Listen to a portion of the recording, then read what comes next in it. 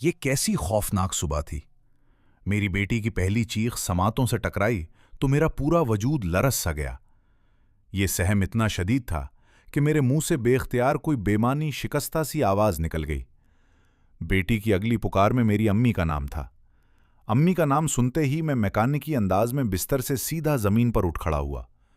چند لمحے ساکت مجسم بنا کھڑا رہا، پھر بے ارادہ قدم امی کے کمرے کی طرف بڑھ گئے۔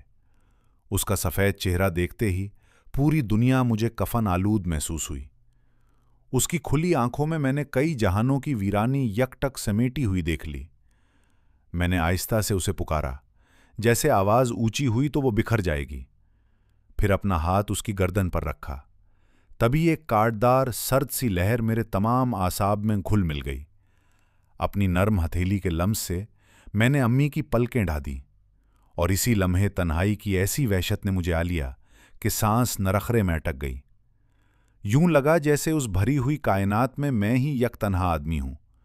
یہ باقی ہر طرف غم کی بلائیں ہو ہا ہا کار مچاتی پھر رہی ہیں۔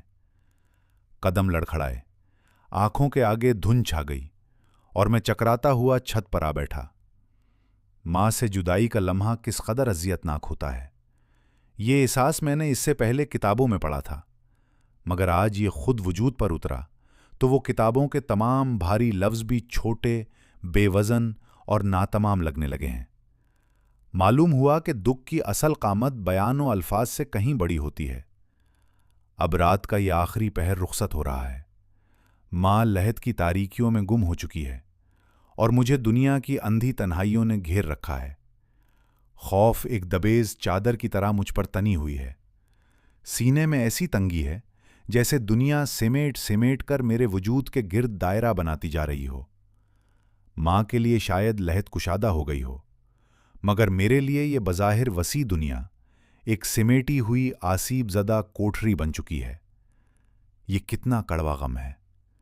حیرت ہے اتنا بوجھ ایک آدمی پر آ پڑتا ہے، اور وہ پھر بھی جی لیتا ہے۔